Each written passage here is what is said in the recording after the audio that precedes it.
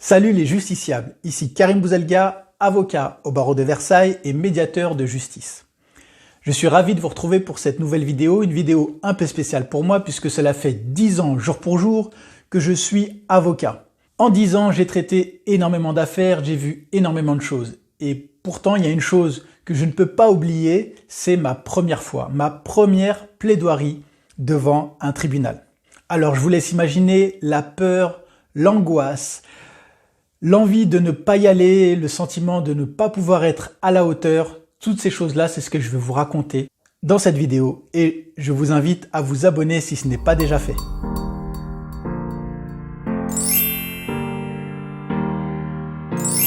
Alors je vous resitue un petit peu le contexte. Nous sommes en septembre 2009 au Palais de Justice de Pontoise. Je suis en stage final, je suis élève avocat et je suis en stage final chez un avocat, un ancien bâtonnier. Si vous ne savez pas ce que c'est que le stage final de l'élève avocat, je vous invite à revoir ma vidéo « Comment devenir avocat » où j'explique la formation au centre de formation à la profession des avocats.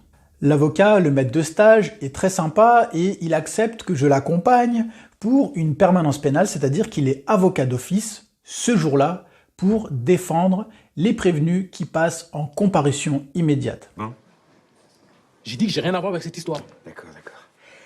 Bon, alors je vous explique. Vous êtes ici en comparution immédiate. Vous allez être jugé dans moins d'une demi-heure. Pour... attendez. Voilà, c'est ça. Flagrant délit de vente de substances illicites sur la voie publique. Vous avez droit à un avocat commis d'office, en l'occurrence moi.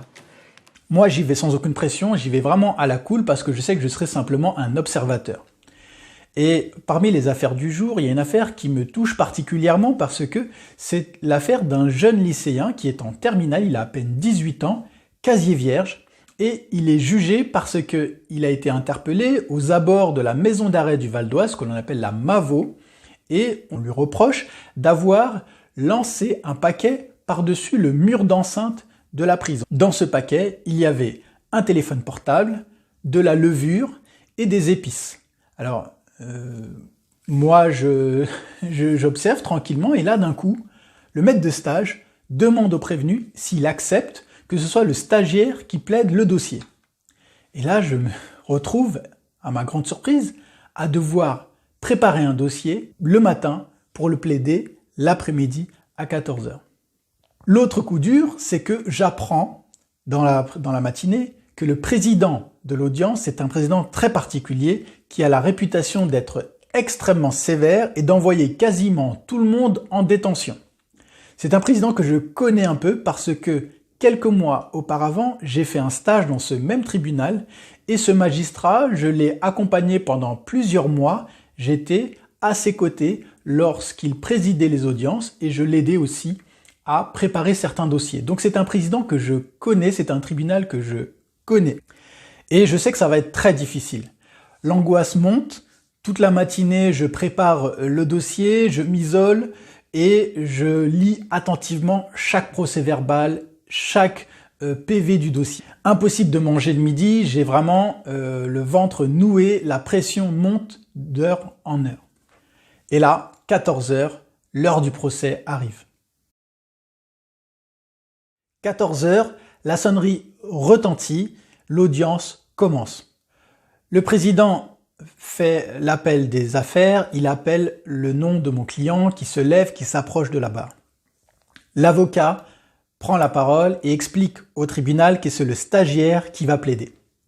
Le président me regarde, me reconnaît, me salue d'un léger hochement de tête, me fait un sourire et je sens tous les regards dans la salle portés sur moi comme si les gens voulaient m'encourager indirectement.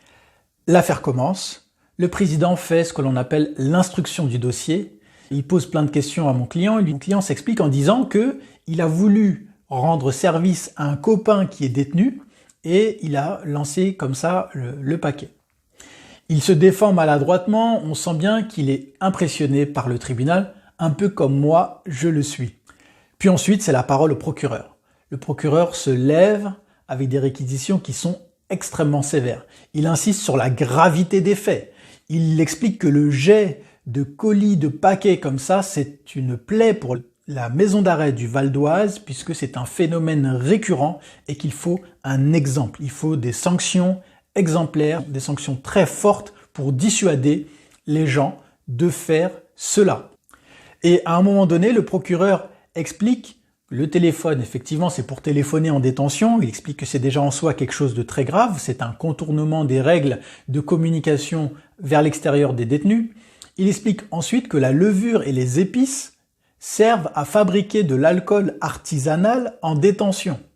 Je me retrouve à devoir barrer tout un paragraphe de ma plaidoirie, puisque moi, j'avais pensé que la levure et les épices, c'était certainement lié à la nourriture qui devait être infecte dans la maison d'arrêt, et j'avais préparé tout un couplet pour critiquer les conditions de détention en disant que c'est quand même hallucinant de devoir recevoir des épices par-dessus le mur d'enceinte de la prison parce que la nourriture est immangeable.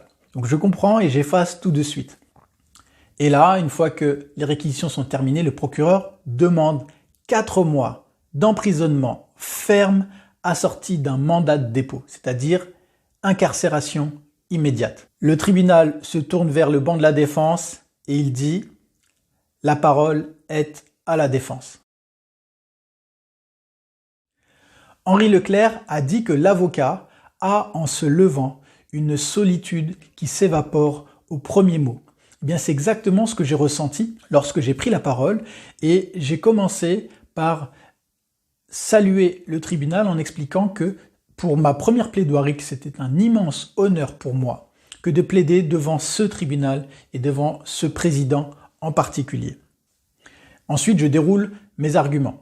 J'explique que ce jeune garçon, il a reconnu les faits. Il n'a pas de casier judiciaire. C'est la première fois qu'il comparaît devant un tribunal. Et que la procédure de comparution immédiate, c'est une procédure suffisamment violente et brutale pour servir de leçon et être dissuasive. J'explique ensuite que ce garçon, il est en classe de terminale. Il va passer son bac et que une incarcération allait lui briser sa scolarité. J'en termine par expliquer aussi que ce n'est pas en mettant des peines lourdes et sévères que l'on va remédier au problème de la maison d'arrêt du Val d'Oise. J'explique que les jeunes qui font cela, ils ne regardent pas le code pénal ni la jurisprudence du tribunal correctionnel avant de passer à l'acte, et que la solution, c'était plutôt que l'État prenne en charge ce problème en modifiant la structure, en rehaussant le mur, en mettant un filet pour que cette situation s'arrête définitivement. Et j'en termine en expliquant que oui, il faut condamner, mais non, il ne faut pas incarcérer et qu'il faut laisser ce garçon en purger sa peine en liberté. À la fin de la plaidoirie, je suis complètement épuisé, j'ai vraiment le sentiment d'avoir fait un marathon. Le tribunal suspend l'audience, il se retire pour délibérer.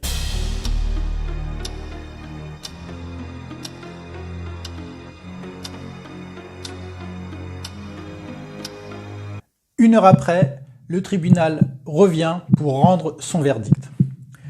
Le président appelle mon client, celui-ci s'avance vers la barre. Et là, le tribunal indique. Le tribunal, après en avoir délibéré, vous déclare coupable des faits qui vous sont reprochés. En répression, le tribunal vous condamne à une peine de 4 mois d'emprisonnement. Le tribunal décerne mandat de dépôt. Cette dernière phrase sonne comme un coup de massue. Le client va être incarcéré immédiatement et l'escorte l'emmène très rapidement. Je suis littéralement KO debout. Je culpabilise et même si tout le monde essaie de me réconforter, j'ai le sentiment que je n'ai pas été à la hauteur et que je n'aurais peut-être même pas dû plaider ce dossier et qu'un autre avocat aurait probablement eu un meilleur résultat. L'audience se termine. Je suis vraiment très triste et j'ai vraiment le sentiment d'avoir foiré la plaidoirie dans ce dossier. Soudain, le président revient dans la salle, je ne sais plus trop pour quelle raison, et au passage, il m'interpelle en me disant « Karim, mais pour ce qu'il a fait, 4 mois, c'est le tarif ». Et puis il se reprend et me dit « Non, c'est la jurisprudence ». Je comprends alors indirectement que même un autre avocat n'aurait pas forcément eu un meilleur résultat, puisque c'est le tarif habituel, 4 mois, ferme, mandat de dépôt. En conclusion, c'était important pour moi de vous partager cette première expérience de plaidoirie qui peut inspirer certains d'entre vous si vous prenez la parole pour la première fois ou si vous avez peur de prendre la parole en public. Je vous rassure, maintenant ça fait 10 ans que je suis avocat et que la plaidoirie est entrée dans ma zone de confort et qu'au fil du temps je suis beaucoup plus à l'aise. Pour terminer, vous pouvez regarder dans la barre de description, vous avez toutes les informations pour contacter mon cabinet, notamment pour ce qui concerne la médiation, l'abonnement avocat ou pour les consultations en ligne. Et puis je vous dis à très bientôt pour une prochaine vidéo. Au revoir.